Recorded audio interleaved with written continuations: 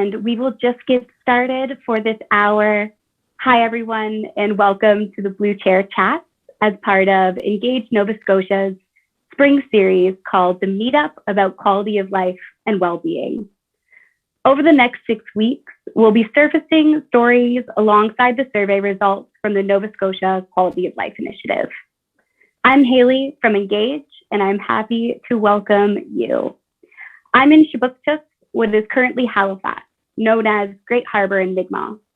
Our hosts, guests, and all of you are joining us from across the province, which is part of Mi'kma'ki, the traditional and current land of the Mi'kmaq people, whose borders extend beyond Nova Scotia. Here in Mi'kma'ki, the peace and friendship treaties are foundational to our relationships and the way we live here on this land, and we are all treaty people. I'd also like to recognize and express gratitude for the legacy of people of African descent who have been here in Nova Scotia for over 400 years. Black lives matter and Black futures matter. Our shared history is important as we work towards a vibrant, inclusive, and resilient province together. The focus of Nova Scotia's Quality of Life Initiative is to prompt fresh perspectives and new action by all of us. One that better balances our social, environmental, cultural, and economic priorities. We believe in having important conversations about how we can better make decisions and build society around the things that we all value most. So why the blue chairs? The blue chairs, as you can see, are chairs in our office that have been home to thoughtful, challenging, and creative conversations between anyone who sat here. I invite you all to consider that all of your chairs are blue for the next hour. We'll be together until around 2 p.m. And I'd like you to think less panel conversation and a bit more podcast with an audience about this week's theme, which is the 6 W's of the Quality of Life Initiative. To keep the conversation going, you can join us on Wayside, who we're partnering with to host the meetup. Wayside is a learning community led by inspiring communities where people from across Atlantic Canada can learn and connect. We'll talk more on that later. And we invite you to ask questions afterwards about the Nova Scotia Quality of Life Initiative anytime by sending us an email at info@engagenovaScotia.ca. We are always happy to have the conversation with you. I'd like to invite Francine Gillis, or welcome her, who's giving us ASL Interpretation today. And sincere welcome to our host for the next hour, Dr. Gaynor Watson-Creed, Engage Nova Scotia Board Chair, and Danny Graham, Engage Nova Scotia's Chief Officer, who will be joined by Tim Crooks and Sarah McIntosh-Wiseman later. So the way the flow is going to go is that Danny and Dr. Watson-Creed will be having a conversation amongst each other for the kind of 6 W's of the Quality of Life Initiative. And then Tim and Sarah, who have been involved, will join us a little later. So without further ado, I'm going to pass it over to Gaynor and Danny. We're going to make sure we get them pinned, and I'll see you later to wrap it up. Thanks. Thanks, Haley, for that fantastic introduction, and welcome everybody to the first of our Blue Chair Chats. I'm sorry to not be sitting in one of the blue chairs myself, but times being what they are, I'm joining you from my kitchen in East Lawrencetown, Nova Scotia. But pleased to be here with Danny Graham, who Haley's already introduced as our Chief Engagement Officer. And later on, you're going to hear from Tim Crooks, who's the Executive Director of Phoenix Programs and a member of our Quality of Life Advisory Group, and Sarah McIntosh-Wiseman, who's our the Chief Executive Officer for the Pictou Regional Enterprise Network, or REN, and she's a member of the Quality of Life local leadership team for that region. Haley's introduced that this week's theme is around this, what we're calling the 6 W's of the Quality of Life Initiative. And so it's the traditional 5 W's that you may already have heard of: who, what, when, where, and why. And hopefully over the next 15 or 20 minutes, Danny and I are going to give you a sense of that, but also a little bit of around a 6th W that we're calling well-being. So what is this notion of well-being that we're trying to tap into as we look at the Quality of Life Initiative?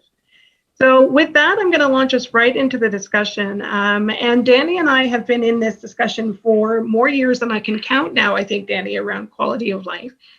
So I'm wondering if we could start actually by just recollecting that a little bit. How did we get into this conversation? What was it about quality of life that caught our attention?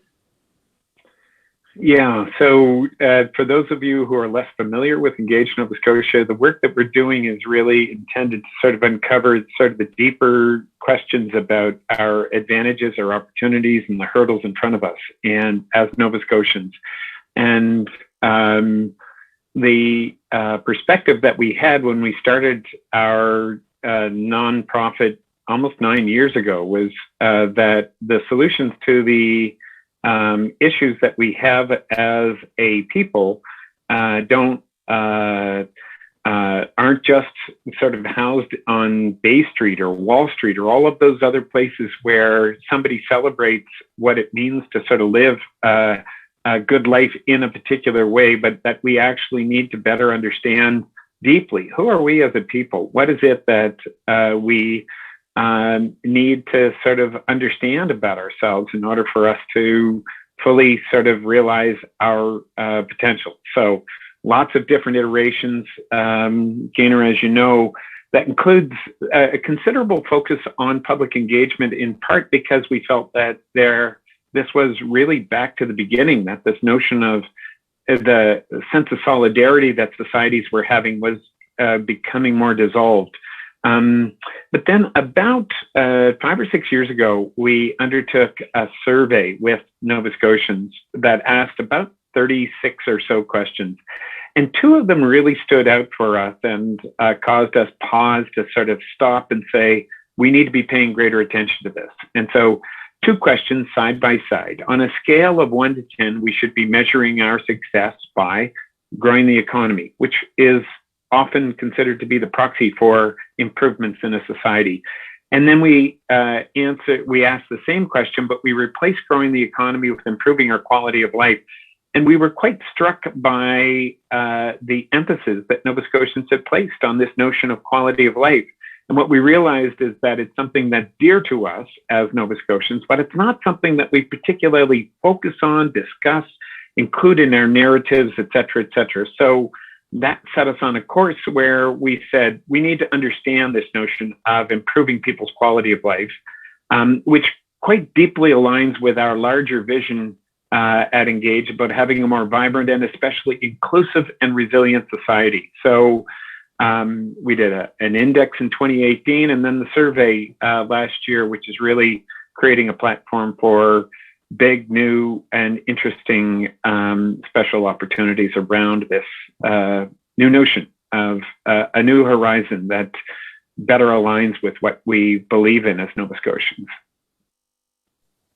Yeah, it's interesting as you sort of take us back to where we've come from. I'm remembering what it was like to sort of have that realization that the question around improving the economy and improving quality of life were not necessarily the same.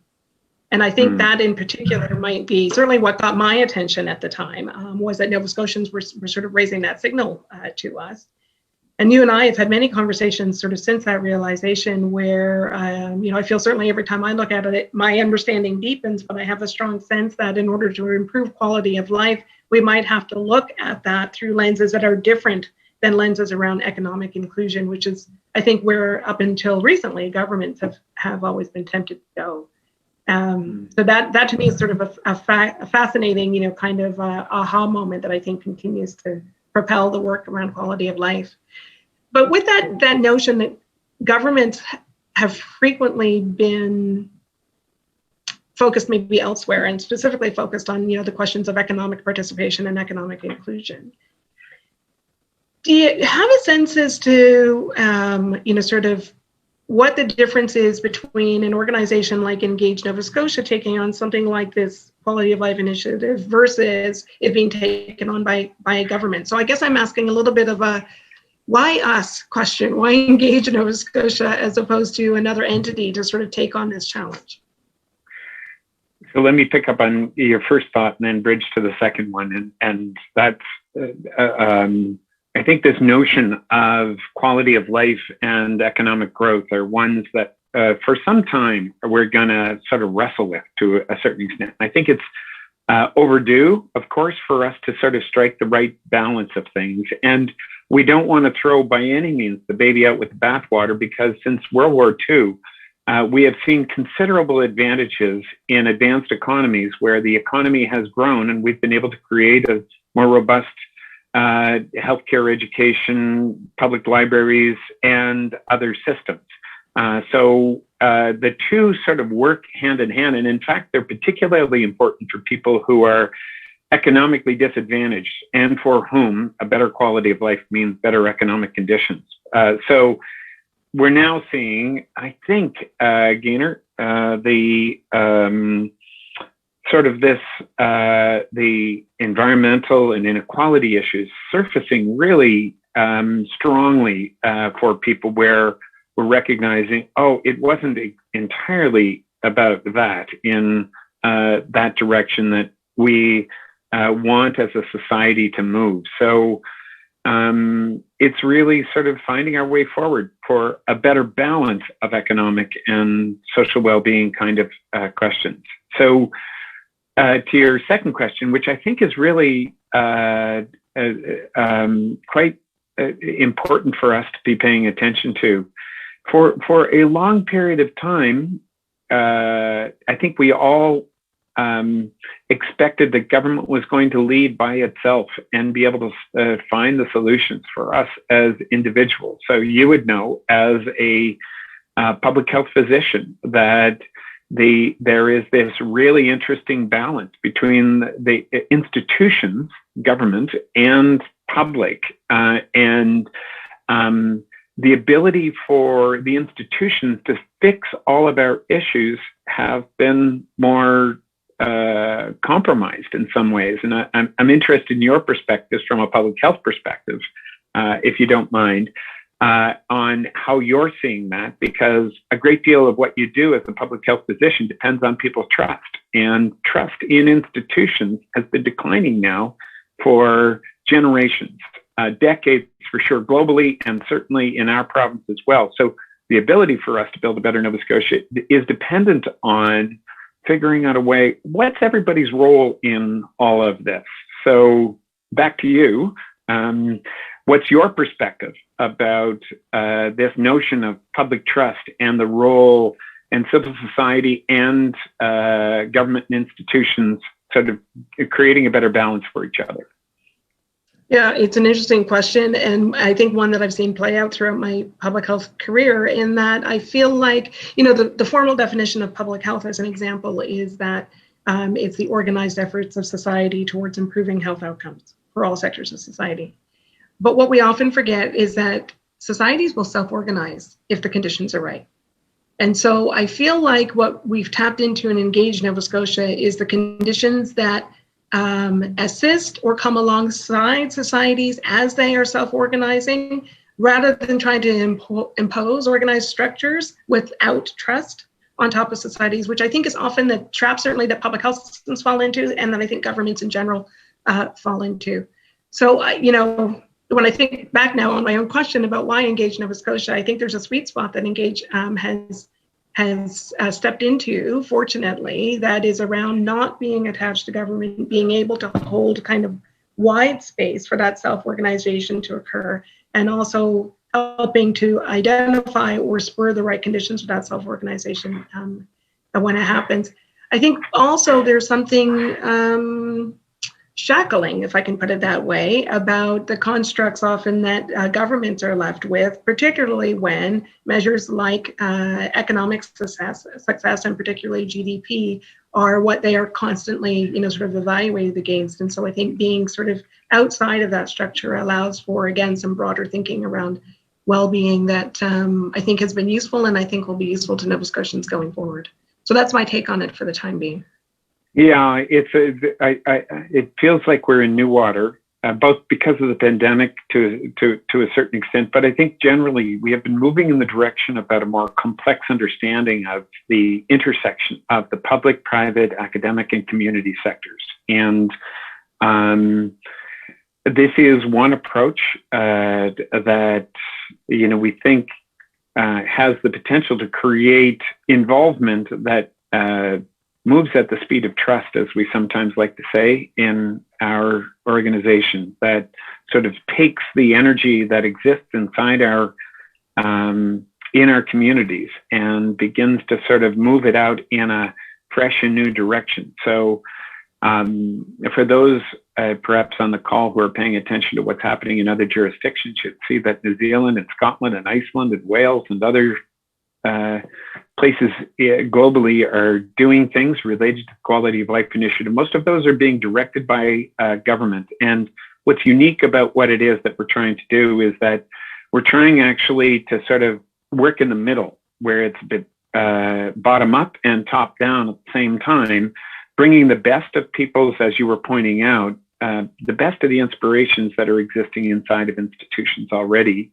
and organizations to make it, to bring it alive over the longer term, not just for as a flavor of the day, but something that will last for our children and their children. Yeah, so maybe one last question before we invite our guests, Tim and Sarah, into the conversation. Just curious, Danny, do you have a sense as to, what tangibly it is that is made different by this type of approach? What are the examples that we can use to help sort of bring it to life for folks? Yeah, so we're already getting signals from different regions with whom we are working all across the province that have started to take action that is specific to what's needed for the particular regions. And I welcome, for example, Sarah's input about what of this might be relevant for the Pictou Reach, for example. But one that comes to mind for me, it just comes from a workshop that we had done for 2 hours in person at CBRM for the Municipal Council on Friday, where we were just providing counselors and senior staff with results from the Quality of Life Survey, where 2,000 people just in that particular region answered the 230 questions relevant to people's quality of life. And as we looked at the results for that region, they started to pay attention to, okay, there's something about income inequality that's important, but who within income inequality starts to stand out for us? And as they were asking questions and we were providing some answers to what the survey results were, we were able to point to, well, actually, single parents, adults living with children at home, are having a particularly difficult time in all of the 8 domains related to well-being as set up by our partners at the Canadian Index of Well-being. But then as it relates to income inequality and especially wealth inequality, we were able to say that actually single parents rent more often than own homes 5 times more. And so the implications for understanding the specific circumstances of single parents as it relates to flexible work hours, better daycare, access childcare in their home, opportunities for housing where people can actually build their, something of a nest egg that survives just the generation of people who have been dependent on living from hand to mouth, come alive for us. And one doesn't want to stigmatize people who are adults with children living at home as single parents, but the challenges that they have experienced in Nova Scotia and the issues that we have, for example, with child poverty are the result of generations of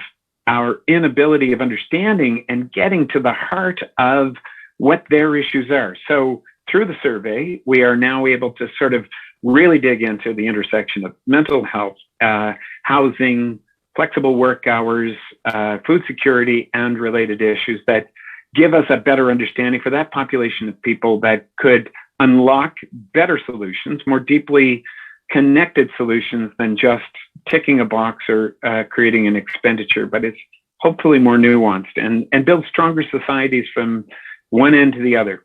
So that came alive at the CBRM discussion on when we were working with counselors on Friday, and it's just one of we think many examples for all of us. This is not a hub and spoke initiative, as we often talk about at Engage, where this is an ecosystem where we're making available the information as widely as possible, and people can take from it what they will and start to say, oh, this is relevant to the work that we do. And of course, with our two guests, Sarah and Tim, they're intersecting both from an economic development perspective and from the perspective of leveling the playing field for young people, that I think speaks to significant issues that we have in those general spheres right now.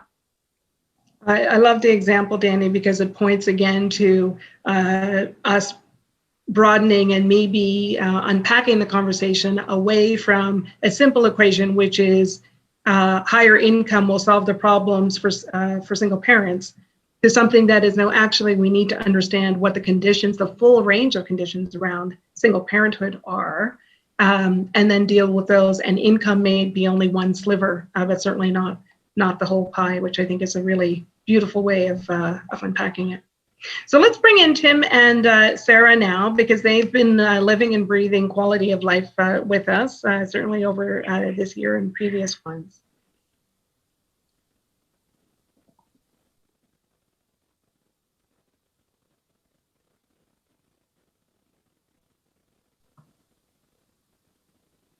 Great, welcome to you both. I might give you a chance just to briefly introduce yourselves and the work you've been doing on quality of life, but I'd like you in doing so maybe to start by answering one question for us, which is around what you're hearing and understanding about quality of life and well-being as you're doing the work. So as you've been in this conversation now, what's been bubbling up? And maybe Sarah, I'll start with you. Sure, thanks, Gaynor. So I'm CEO at the Regional Enterprise Network here in Pictou County. We are just coming up on our 2-year anniversary in existence. And I think when I first stepped into this space and certainly conversations with our stakeholders, we're an economic development office. So there's no question that our prime focus is on the economic side of the equation. But I think, and I've been sitting on the local leadership team for the Quality of Life Initiative. And one of the pieces that it's really helped to emphasize is we've got to understand that correlation between social health and public health and economic health. As I've heard Danny say several times, they're two sides to the same coin. And so a lot of the work that we've been doing, we've realized we can't understand how to tackle some local economic growth and development issues unless we understand what are some of the local realities and experiences that our community members are facing. So I've found this work is a really good framework for us to start chipping away at and understanding some of the issues that are happening on the ground. But frankly, also, when you mentioned the concept of society's self-organizing, part of what my experience has been is that there have been kind of siloed approaches for many years with some organizations between economic and between social. And the work being done by Engage has kind of validated the need to bring these very different partners to the table in trying to build some local solutions. So it's been a really interesting evolution. We're really, frankly, just starting some of those conversations here locally, but definitely an appetite across the board to work creatively in finding some new ways to tackle them. That's fantastic. Tim, how about you? Well, thanks, Gaynor, and thanks for having me as part of the discussion today. What I would say is, let me put this in a little bit of context. As you mentioned in the intros, I'm the executive director of Phoenix. Phoenix is now in its 35th year. We're Halifax-based youth-serving agency where we support kids, families, and in some cases whole communities, about 1,000 kids a year, to give you a sense of scale. But we see kids from right across Nova Scotia and often from other regions of Atlantic Canada. So we've always come to this discussion with a great passion, but that's been completely intensified during the course of the pandemic. Because one of the opportunities from this crisis is to start to look at the reset. And so, in the circles in which I'm moving, and I know many of us are, the question is, what are we resetting to? Are we resetting back to where we were, or does this provide a whole new opportunity for a different starting point? And I think the Quality of Life Index, the work driven by Engaged Nova Scotia, has been really helpful in having us examine that. And so I don't think there's much of a desire to reset back where we were. In my corner of the world, when we're looking at child poverty in Nova Scotia, the rates have been largely unchanged in 30 years. And that's to say almost 1 in 4 Nova Scotian kids are living in poverty. 1 in 6 households are food insecure in Nova Scotia. These are not things that we want to reset to. So we have this opportunity of a fresh start, and part of the reason I'm so excited to be in the discussion. And as Sarah just alluded to, you may think, why is a social worker from a youth serving agency equally passionate as somebody who's tasked with economic development for a certain region? And the answer is this, that healthy opportunities create healthy individuals, and healthy individuals create healthy communities, and healthy communities are the basis for healthy commerce, which tend to create healthy opportunities, and around that circle goes if we construct it well. And we need to look no further than the power of Black Lives Matter movement and the fight for unrecognized yet long-standing Indigenous rights, and the level of violence against Asian Nova Scotians and Asian Canadians. These are not things that we want to stay in. These are things that we want to address long-standing systemic oppression, liberate ourselves out of that, not only from a policy perspective, but from the way that we form partnerships and the way we think about common ground and common interests. And, our agency is not only a youth-serving agency, it's an agency whose whole mandate and reason for being is social justice. So we come to this discussion with passion. Yeah, thanks for that, Tim. It's interesting because as I hear the two of you, what I hear you both tapping into is the question that we've been asking at Engage on a regular basis, which is what matters most. And Tim, you've alluded to it and given us some examples of how that's changed. Potentially, the answer to that question has changed over the past year. Sarah and Danny, I'm wondering if you are similarly sort of hearing a change in the answer to that question. What matters most? What was the question, and what do you think it is starting to look like now for Nova Scotians? Any insights into that? Sarah. I think it's the answer to the question, what matters most, different answers depending on which group it is that's talking. So I think one of the interesting tweaks to the conversation we've been having recently is how can we understand all of those different perspectives around the table? I'll give you a really concrete example. Locally, we have been trying to do some work supporting employers that were having a really difficult time hiring early child care workers, educators. And so there was a labor shortage, and that's kind of the focus that we brought to the table. And what evolved through that was a discussion of, well, why do we have jobs sitting vacant in our community when we have so many people who are unemployed and underemployed in our community? And we moved into somewhat different territory and pulling together groups. Actually, one of the groups we met with was single mothers who were involved with a local social partner organization. And we had the conversation, and what came up were things like lack of access to reliable transportation and affordable childcare costs, or the fact that the closest ECE program was a 45-minute drive away, and it just wasn't accessible to people who were already facing other barriers in the community. And so I think what we've learned to do out of some of those surprises that came from that exercise is realize that we have to understand the interplay between all of these different factors as we try to build out creative solutions. I've been really excited by the willingness to partner with groups that haven't typically worked together previously. But I think Tim is right along, one of the hopefully potential silver linings of this really difficult year we've all had is a willingness to work together in new ways and to hopefully not reset back to where we were, and to jump on the opportunity to think outside of the box and bring together this social and economic conversation a little bit more purposefully than we've been able to before.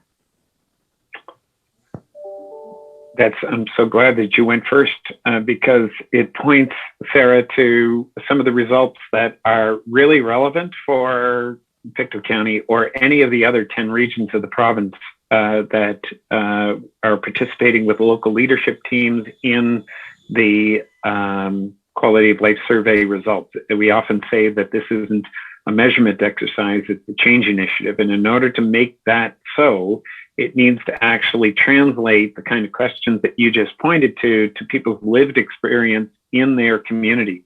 So just so that listeners sort of understand the breadth and depth of the work, if you haven't been part of any of the other seminars that we've done, we were fortunate that when we asked Nova Scotians to answer 230 questions in the quality of life survey, we got almost 13,000 responses. And so for regions like Pictou County, we're going to be able to provide the people who are on the economic, social, cultural lens of this answers to, okay, if that's the issue, we can help you understand issues related to transportation, childcare, retraining opportunities, living wage.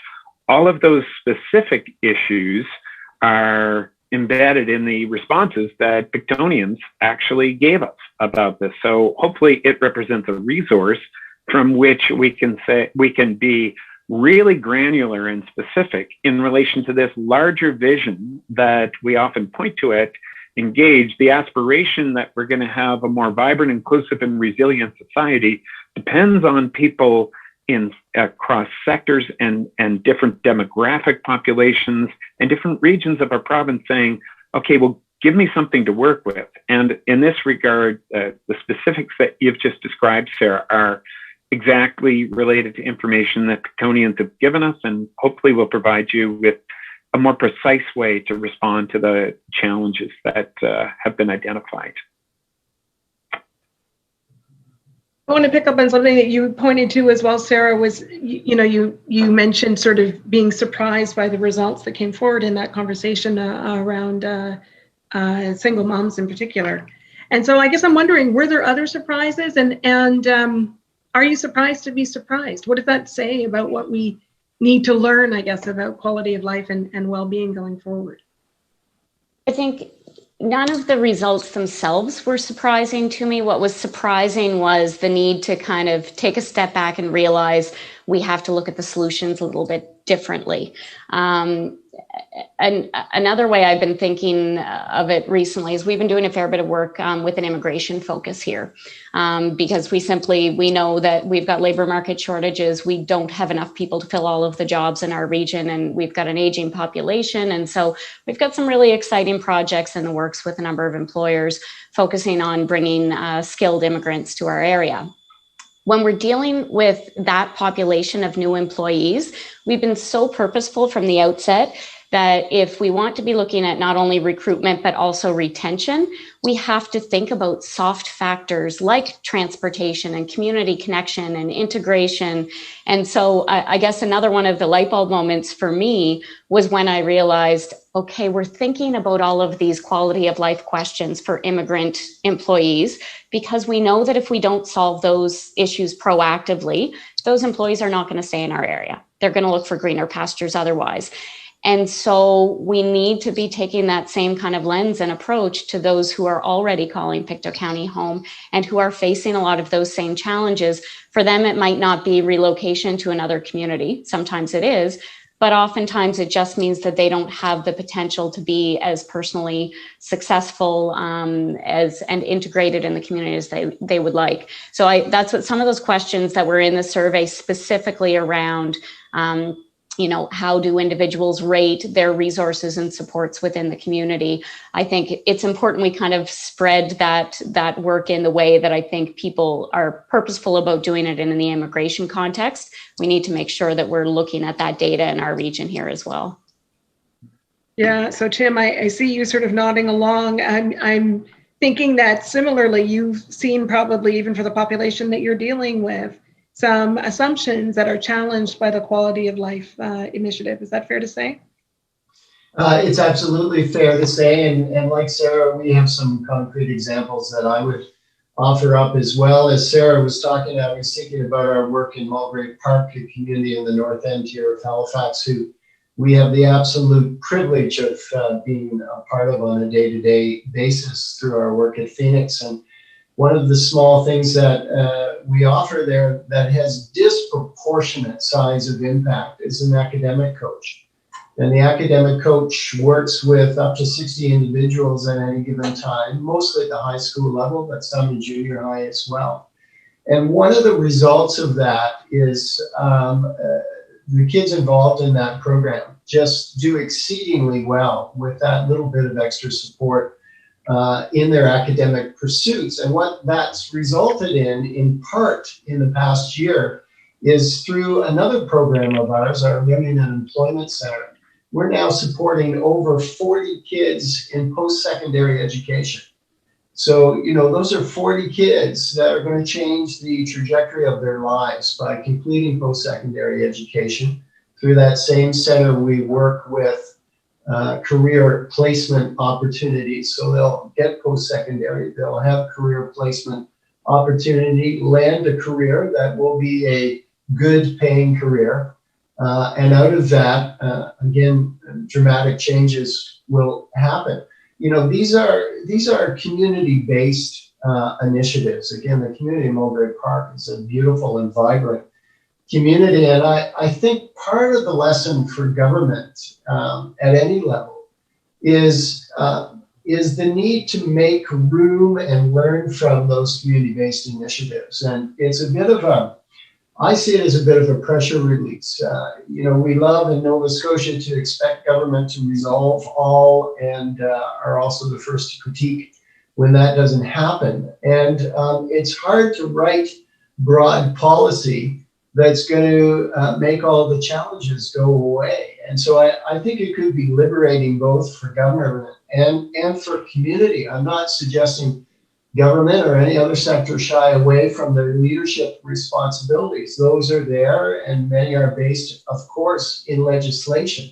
But to think that there could be open arms of discussion and sit around the table with equity, talking about common ground and what wants to be achieved, and how each of us can play a role, irrespective of what sector you're from, how we can each play a role in getting to better quality of life. That's exciting. Like that's really exciting. And I think that's a dramatic shift in the dynamic that we've retreated into over the years. And part of this, the work through Engage, I think is a real call to action. It's an invitation to advance in and to have some discussions that really have been needed for decades and beyond. And so, that's exciting. It is exciting. And what I hear in that response, Tim, is that some of what gets challenged by having a data set like what Danny has described is our notion of what regional politics maybe needs to look like or has looked like in the past. The opportunity, as you say, to sort of unlock and unleash those local initiatives is real here. Danny, any thoughts as to, sort of how the dynamic even between regions changes as a result of having this type of information available?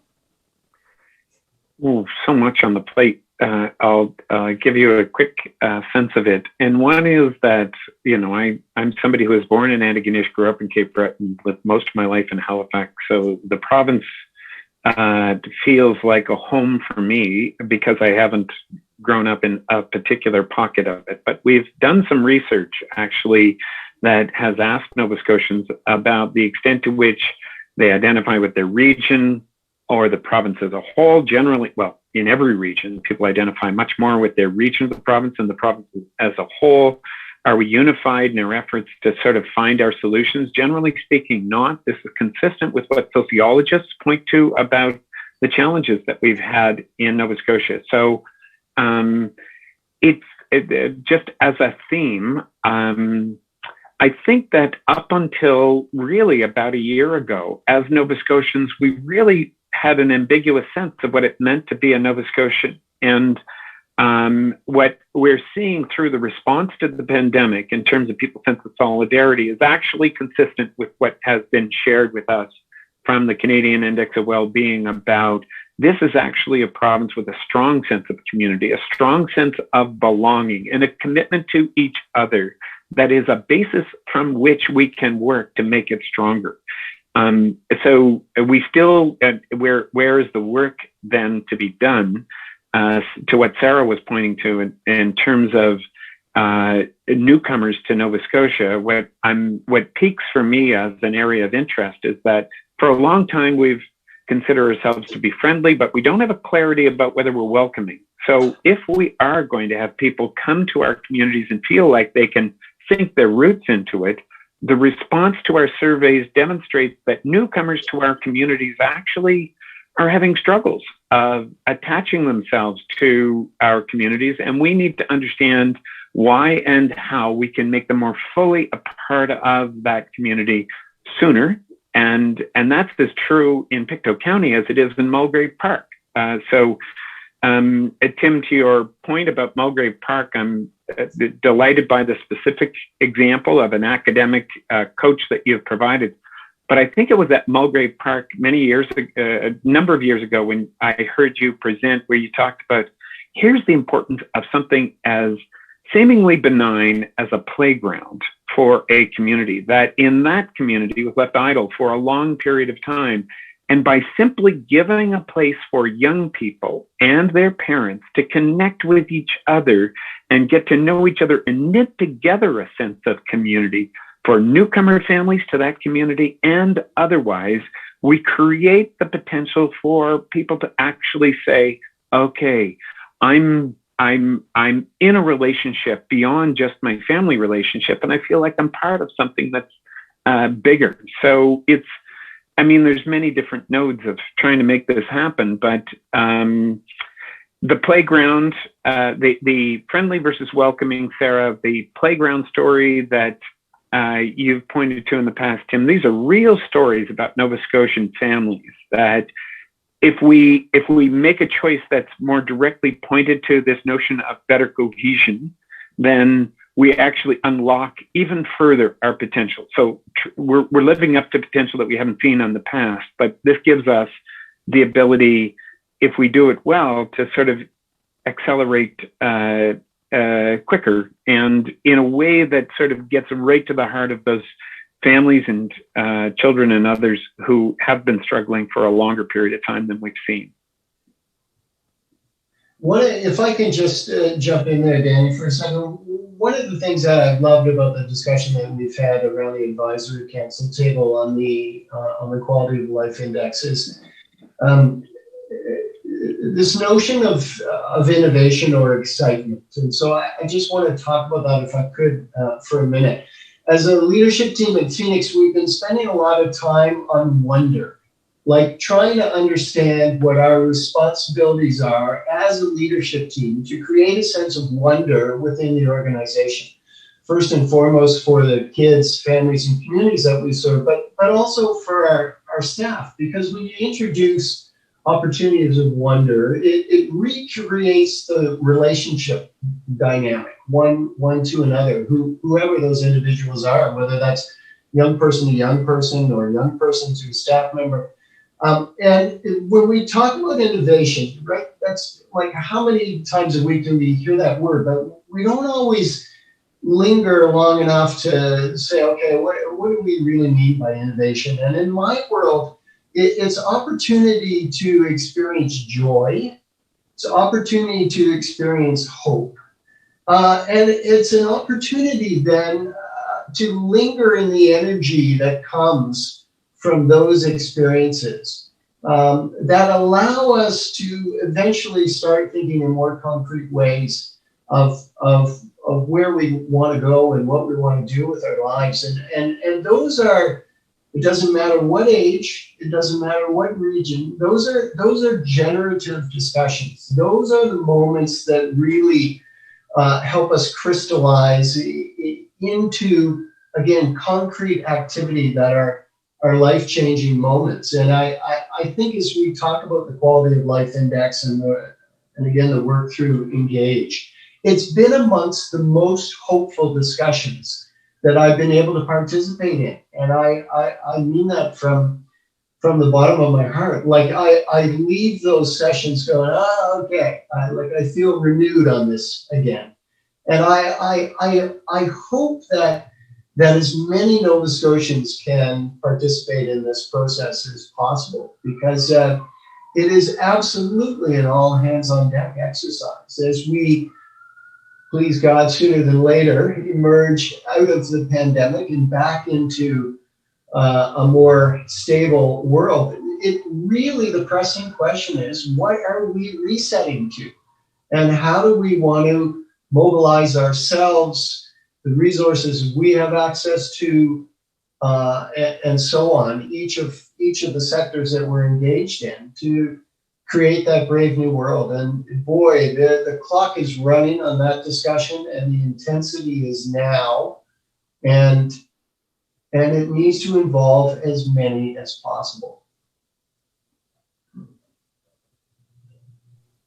Yeah, it really resonates with me when I hear you sort of describe that, Tim, because I'm reminded of all of the conversations, certainly I've been in over the years, that have included conversations about economic development, where the focus around innovation, for example, has been around technology or bringing new, largely tech sectors sort of into the economy, that type of thing. And yet you're pointing to something that could have a measurable and dramatic impact, positive impact on quality of life, that might not be innovation through technology, might be innovation through, sort of the deliberate ways in which we create connection and community, which I think is worth our attention. And I think if the pandemic has given us anything, it's the space sort of to imagine that. And in some ways to experience it, because we've had to rely on community so much during the past year. Sarah, any thoughts on that from your perspective? Yeah, no, you're hitting the nail on the head. One of our strategic priority areas at our REN is economic innovation. And every time we've explained that phrase to our stakeholders and community partners, we're very deliberate about saying, yes, it might involve tech sector or attracting some new, but that's not all we're talking about. As much as anything, it's also innovation in the way we approach relationships and partnerships in the community. So I've got a concrete example on that happened early on in COVID that we were really excited about. Well, excited is the wrong word. We had some community partners who came forward and said, we've got major food security issues happening here, especially with youth who are reliant on school-based food programs. And so our role at the REN, food security is not one of our primary areas of focus. But what we were able to do was help facilitate connections with other partners. We connected with Summer Street Industries, which is a local social enterprise organization here in Pictou County, and some government funding that was available and different community partners. And actually, there was a phase 1 focused on youth, phase 2 focused on seniors facing food security issues, and created from scratch a whole distribution system of food being connected throughout the community to families in need.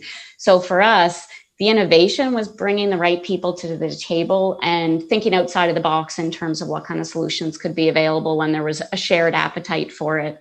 And in several of those meetings and ones we've had since, there have been at least 3 times where some of our partners from the social sectors have said, thank you for the invitation to the meeting, not to me personally, but to the group, because they said it was the first time that they had been in these direct conversations with corporate around the table and with government around the table and with all of those partners together. And I'll tell you, the appetite for doing really good things for our community is we all left those meetings feeling similar to the way Tim talks with this initiative overall. So let's go there then. As I think about, Tim sort of put it out there, so I'm just going to go with it. As I think about the possibility of a post-pandemic time, what's possible around quality of life, say over the next 12 or 18 months?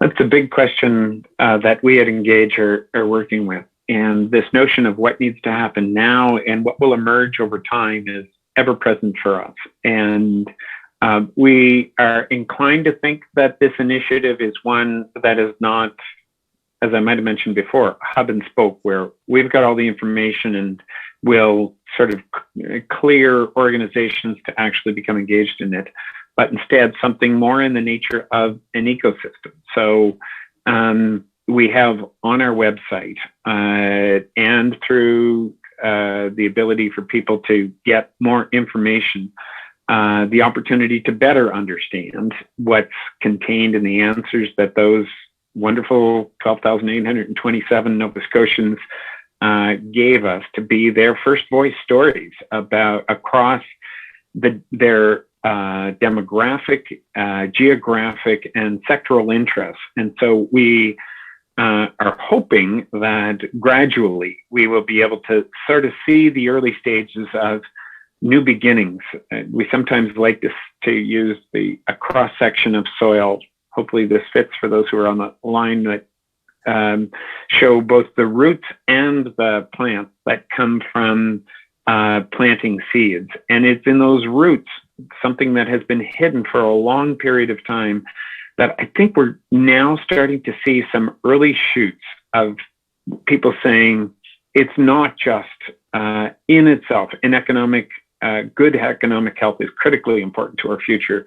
But it's not just that in isolation. So putting a better lens on things, using the specific available information for us, I think over time, and it's going to take time, will begin to sort of help us both own the story of what already exists and the beauty and wonder of what it means to be a Nova Scotian, and allows us with greater intention to say, we're going here. You can continue your path in that direction, but it's going to perpetuate greater inequality, environmental degradation, and so many other challenges that create a more polarized society. But we now have, I think, a willingness for everyone, and that's our experience across academic community and business and others, to say, we're in this together. We clearly see each other.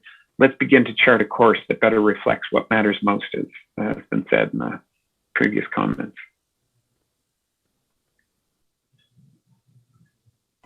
I'll just add on to that too, that I think that the fact that the data is broken out by region is so important. It helps us both understand, where our region is as compared to others and as part of the greater Nova Scotia collective. But the reality is that things like community connection and what some of the most prevalent barriers are, they change region by region, changes whether you're urban or rural. If you live in a small town and you haven't got access to transportation, you're 15 minutes outside is quite a different experience in connecting with community compared to if you live in downtown Halifax and there's a faith-based organization or someone else that you can tap into. So I think I kind of see the fact that we've started the conversation. The cards have been laid on the table. The data is there and being collected to help us push this along. I think there's some really exciting potential. I don't know what the answers are or how we'll try and chip away. One of the other areas that we've identified as a challenge is that while there's a willingness and an appetite across our community to tackle some of these issues collaboratively, there's not necessarily an obvious fit for who is the lead organization to do that. So I think that's even a starting point to the conversation as well, is, okay, if we're identifying the issues, how do we go about putting in a framework where we can actually move towards a response?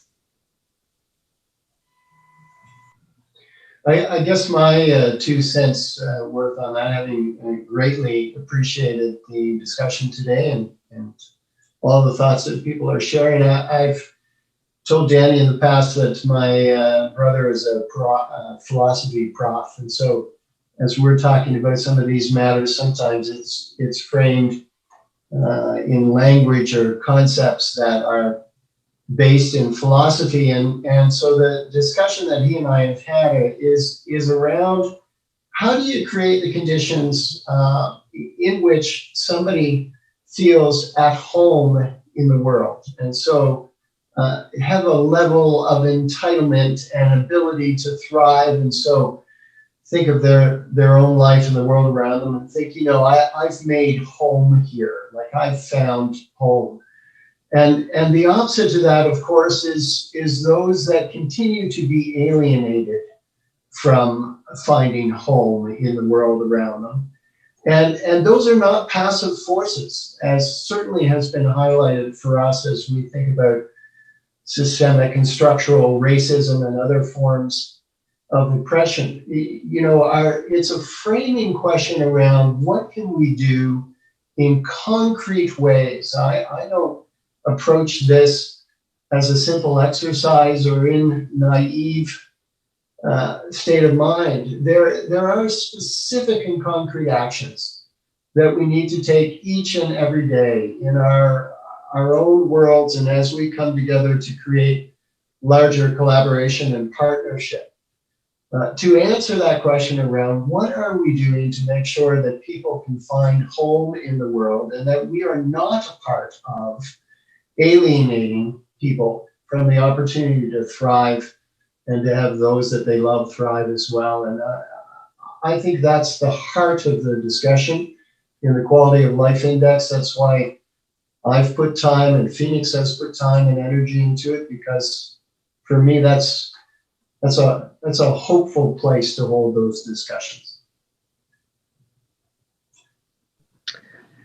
Thanks. Well said, both of you, and really interesting discussion that I'm personally grateful for. Having been in this discussion with Engage Nova Scotia for so many years, but also as a public health physician, I feel like the next 12 to 18 months will see us looking, I think, to capitalize on exactly those opportunities that you've all outlined, but also doing that while trying to resist the urge, I think the strong temptation that's going to be in front of us to just snap everything back to the way it was. So I feel like we have such an opportunity between what we're understanding here in Nova Scotia about quality of life and this strange moment that we've been in now for 13 or 14 months to really be thoughtful about taking those next steps in that right direction. So I'm hopeful for that, but very grateful to the leadership that we have from folks like you, Tim and Sarah in this work. So I want to thank Tim Crooks, Executive Director of Phoenix Programs, and Sarah McIntosh Wiseman as the CEO of the Pictou Regional Enterprise Network for joining us today. Certainly thank you, Danny, for, as always, being a leader in this field as the CEO of Engage and certainly taking on all things quality of life these days. We've got 2 minutes left, so at that, I think I'm going to wrap the conversation for today, but turn it over to Haley to unpack what happens next in our Blue Chair Chats. Thanks so much to all of you. Great, thank you for that, Gaynor. I've been listening from these comfy blue chairs, and it was quite a thought-provoking conversation. And thanks to everyone for tuning in. We know that there's something special about living in Nova Scotia. And while that's true for some, like we said in this conversation, we know that's not true for all. And we left off with that big question around, what's possible, from this sense of wonder to this necessity to take concrete action.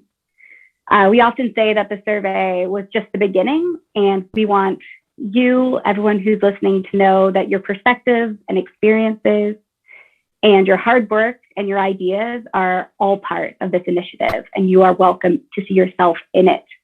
And to further that, you can continue the conversation on Wayside Initiative. We'll be putting that in the chat if you want to just click on the link. And you could start by sharing in that group conversation called the Meetup, what does well-being and quality of life mean to you? Or maybe by answering this Blue Chair Chat question for yourself. So, has this conversation shifted your perspectives? And if so, why? And for those who are joining us on Thursday, I'll be hosting a whiteboard jam session about this week's quality of life theme from 1 to 2. So you'll be putting pen to paper in a workshop as I guide you through a series of reflections and brainstorming activities around well-being and quality of life. And of course, we'll be learning alongside you over these next 6 weeks. So your feedback, especially in this first week, is greatly appreciated. So we're going to be putting a feedback form in that chat and in your follow-up email as well. So please just take a few brief moments to fill that out. So this is a 6-week learning journey together. Next week's topic is on trust and participation. The question is, how does our trust in others affect how we take part in the places we live, work, and learn? So with that, at exactly 2 o'clock, I'll wrap up. Enjoy your afternoons, and thank you again for joining us. Thanks, everyone.